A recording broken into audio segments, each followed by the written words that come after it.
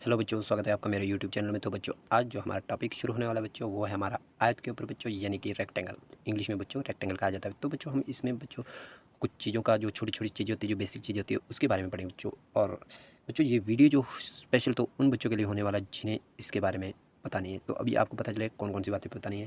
तो देखिए बच्चों, इसमें हम कौन कौन क्या क्या चीज़ें पढ़ने वाले हैं। तो ये है बच्चों, हम सबसे पहले पढ़ेंगे बच्चों इसमें परिमाप के बारे में बच्चों। परिमाप, ठीक है बच्चों, जिसे हम पैरामीटर कहते हैं, PERIMETER, पैरामीटर। और दूसरा पढ़ेंगे बच्चों क्षेत्रफल के बारे में, क्षेत्रफल बच्चों, यानी कि जिसे बच्चों हम कहते हैं इंग्लिश में AREA, यानी कि एरिया बच्चों। ठीक है, ये दो चीज़ें। और इससे पहले बच्चों थोड़ी सी हम डिस्कस कर लेते हैं कि रेक्टेंगल होता क्या है। देखिए बच्चों, यहाँ पे मैं आपको यहीं पे बता देता हूँ। देखिए, अगर कोई आपके पास इस तरह से है बच्चों, ठीक है, यानी कि इस तरह से।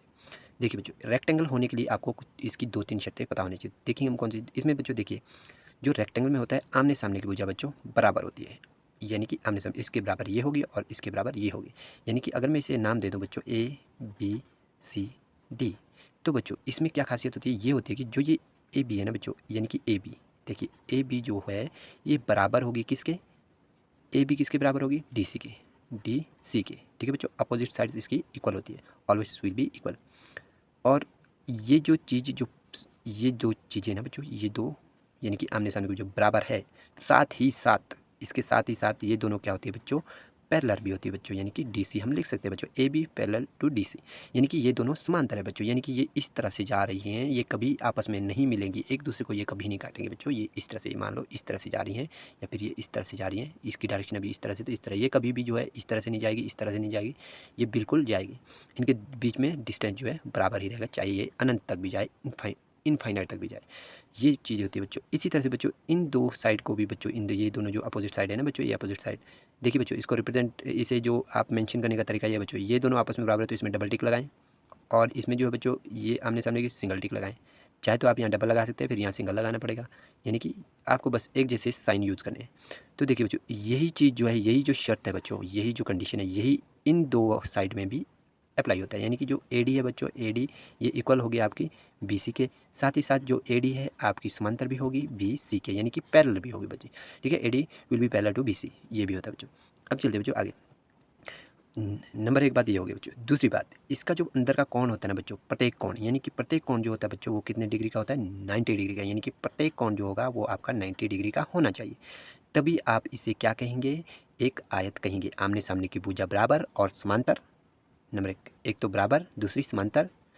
ठीक है, तीसरी बात प्रत्येक कोण, यानी कि प्रत्येक कोण, इसको लिख सकते हैं प्रत्येक, यानी कि every, EVERY, every, ANGLE, angle, SHULD, should भी या मस्ट भी आप लिख सकते हैं, MUST, मस्ट भी इक्वल टू 90 डिग्री। ठीक है बच्चों, ये होने चाहिए। ठीक है बच्चों, ये every angle must be equal to 90 degree, ये होना चाहिए बच्चों। इसमें ये खासियत होती है बच्चों। और इसमें जो होती है, जो लंबाई होती है ना बच्चों, वो हमेशा चौड़ाई से ज़्यादा होती है। क्या होती है, ये देखिए, ये जो लंबाई होती है ना बच्चों, लंबाई यानी कि लेंथ को आप L से रिप्रेजेंट करते हैं, और जो चौड़ाई होती है इसको B से, यानी कि ब्रेथ इसे कहा जाता है इंग्लिश में। तो बच्चों हमेशा ही आप याद रखें, L हमेशा ही B से आपकी बड़ी होती है बच्चों। L, ये हमेशा ही L जो है इससे बड़ी होगी, L will be greater than B, यानी कि length will be greater than breadth, यानी कि ब्रेथ उसको कहेंगे जो कम होगा, और लेंथ जो लंबी होगी। अब चलते बच्चों इसके ऊपर कुछ एग्जांपल कर लेते हैं बच्चों। तो देखिए बच्चों, हम इसमें दो चीज़ें पढ़ लेते हैं बच्चों, एक ये वाली और एक ये वाली। तो देखिए बच्चों, यहाँ पे मैं एक एग्जांपल ले लेता हूँ। ये आपके पास क्या है, रेक्टेंगल, यानी कि आयत। क्या बच्चों, आयत, यानी कि इसे आप रेक्टेंगल कह सकते हैं। रेक्टेंगल, यहाँ देखिए, यहाँ लिखा है रेक्टेंगल कह सकते हैं, RECTANGLE, रेक्टेंगल। तो देखिए बच्चों, अगर इसकी जो है बच्चों, ये है आपकी L, और ये है बच्चों आपकी क्या, B। ठीक है बच्चों, तो इसका अगर आपको परिमाप निकालना है, क्या परिमाप, दिस वन, यानी कि पैरामीटर, आई मीन टू से पैरामीटर। तो आपने क्या करना है बच्चों, जो परिमाप आपको निकालना है बच्चों, परिमाप। ठीक है बच्चों, इंग्लिश मीडियम वाले इसकी जगह में आप PER यूज़ कर सकते हैं बच्चों। तो वो क्या होता है, हमेशा याद रखें। आप पहले तो इसकी डेफिनेशन समझे। डेफिनेशन क्या होती है, सभी भुजाओं का योग। क्या होता है बच्चों, सभी भुजाओं का योग।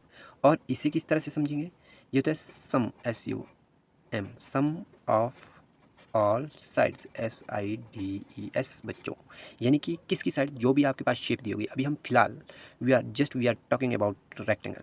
तो देखिए बच्चों, इसके बारे में बात करें तो इसमें 4 साइड होती है, 4 साइड होती है, और 4 साइड अगर इसमें होती है तो इन 4 साइड को ही आपको क्या करना पड़ेगा, सम यानी कि योगफल यानी कि जोड़ना पड़ेगा। यहाँ से यहाँ कितना लंबा है, यहाँ से यहाँ कितना, यहाँ से यहाँ कितना, यहाँ से यहाँ कितना।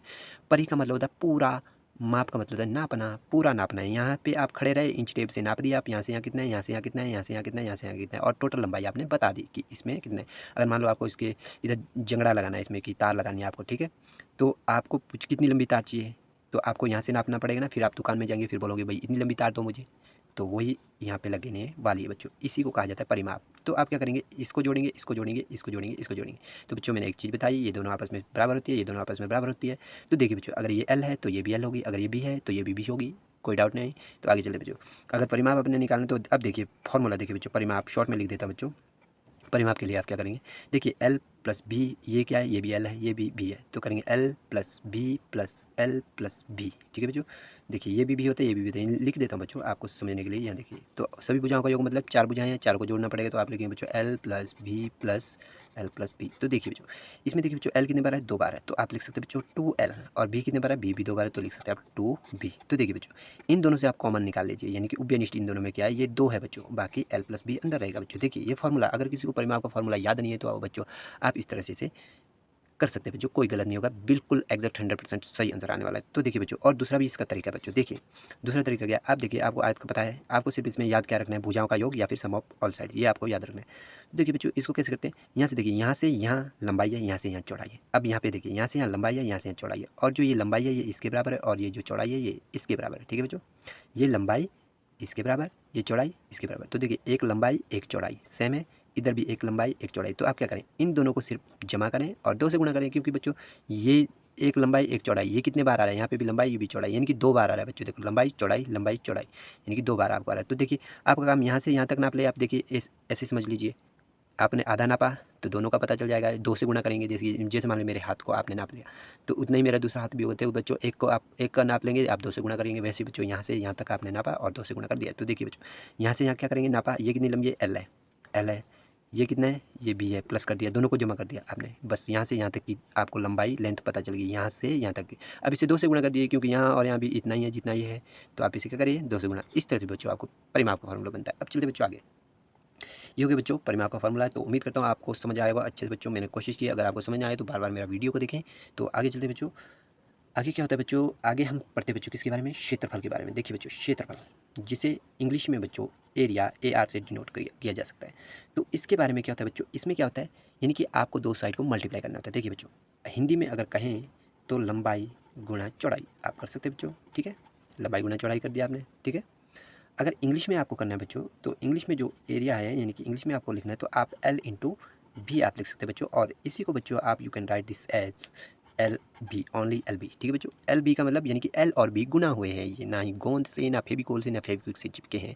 जब भी कोई दो हमारे पास कोई भी 2 डिजिट यानी कि 2 अंक यानी कि 2 नंबर यानी कि 2 अल्फ़ाबेट, या फिर एक अल्फ़ाबेट होगा दूसरा नंबर होगा, ये कभी भी अगर मल्टीप्लाई होते हैं तो वो सिर्फ आपस में चिपक जाते हैं, ठीक है बच्चों। कैसे चिपक जाते हैं, देखिए L इंटू बी। अगर मैं यहाँ पे लिख रहा है, ये देखिए बच्चों, यहाँ देखिए 2 के साथ बच्चों L प्लस बी, ये पूरा ही आपका जो है चिपक गया। कैसे चिपका, इन दोनों के बीच में गुणा है जिसे हम नहीं लिखते, तो ये दोनों आप L और B आपस में चिपके, मतलब यहाँ गुणा होता है इनके बीच में।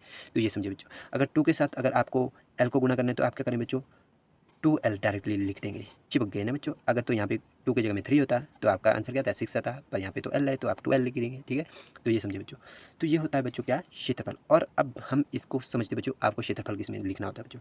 देखिए परिमाप आपको सिर्फ मात्रक में आता है, यानी कि इकाई भी बोल सकते हैं आप, इकाई भी बोल सकते हैं या मात्रक भी बोल सकते हैं, और इंग्लिश मीडियम में यूनिट बोल सकते हैं, ठीक है बच्चों।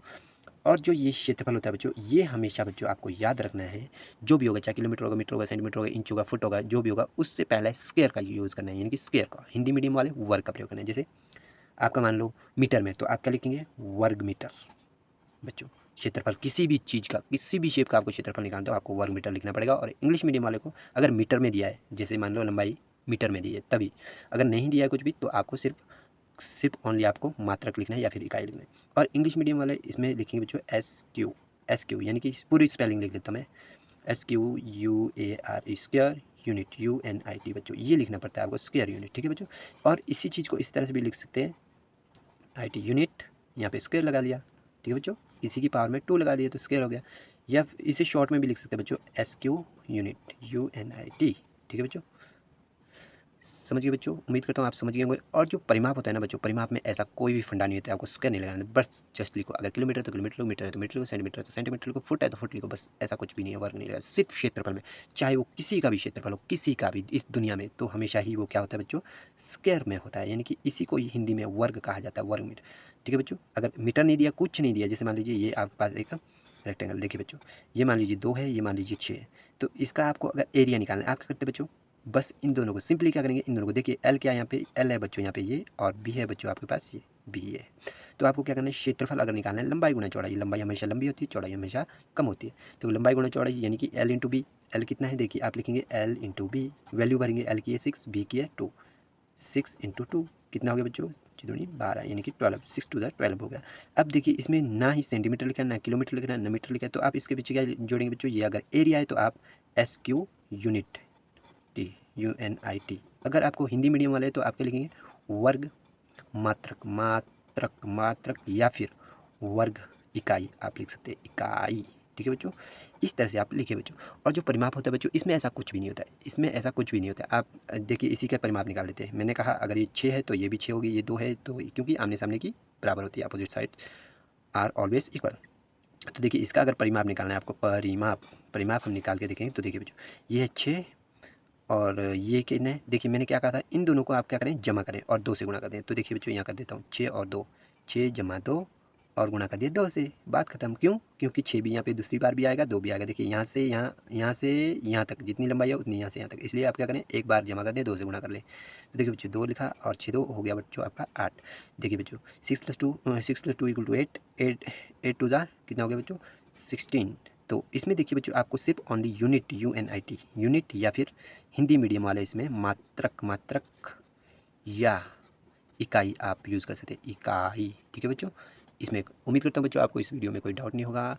मैंने वैसे हर चीज़ आपको समझाने की कोशिश की है। इसमें जो परिमाप का फॉर्मूला, देखिए बच्चों अक्सर बच्चे क्या करते हैं कि जो इसके जो फॉर्मूले होते हैं वो भूल जाते हैं, उन्हें पता ही नहीं चलता क्षेत्रफल का क्या फॉर्मूला है। तो देखिए बच्चों एक रफ पेज ले लेता हूँ, इसमें करता हूँ। देखिए आपको क्या रखना है, 2 चीज़ें याद रखनी है। कौन सा, परिमाप, परिमाप, परिमाप यानी कि इंग्लिश में बच्चों इसे कहा जाता है पैरामीटर, PERI पैरामीटर, METER। ठीक है बच्चों, ये क्या होता है बच्चों, परिमाप क्या होता है आपका, आप लिखते हैं बच्चों इसको, अगर हिंदी में लिखेंगे 2 गुना लंबाई जमा चौड़ाई, ऐसा करेंगे बच्चों आप। ठीक है, एक फार्मूला ये आ गया नंबर 1, ये भी इसी का चीज़ है। और इंग्लिश में अगर करेंगे तो आप 2 into length into LENGTH, length plus breadth, BREADTH, इस तरह से करेंगे बच्चों। ठीक है, यानी कि शॉर्ट फॉर्म अगर इसके लिए लिखें, आप शॉर्ट फॉर्म में भी लिख सकते हैं 2 इंटू, इंग्लिश में भी आप यूज़ कर सकते हैं बच्चों, इंग्लिश में भी आप, सॉरी हिंदी मीडियम में भी आप इंग्लिश में यूज़ कर सकते हैं। यानी कि आपको पता है लंबाई को हमेशा, लंबाई को एल से डिनोट किया जाता है, एल से, और चौड़ाई को यानी कि बी फॉर ब्रेथ, बी से डिनोट किया जाता है। ऐसे भी आप लिख सकते हैं, यहाँ पे भी आप ऐसे लिख सकते हैं बच्चों, 2 into L plus be in short notation. ठीक है बच्चों, आगे चलते हैं बच्चों। अब हम, तो देखिए बच्चों ये तो हमने सीखा कि परिमाप का। अगर बच्चों दूसरा आता है बच्चों आपको किसका, क्षेत्रफल। क्या आता है बच्चों, आप समझ लें, क्षेत्रफल में लिख रहा हूँ बच्चों, क्षेत्रफल यानी कि इंग्लिश में एरिया, AREA, क्षेत्र लिख देते बच्चों, क्षेत्रफल।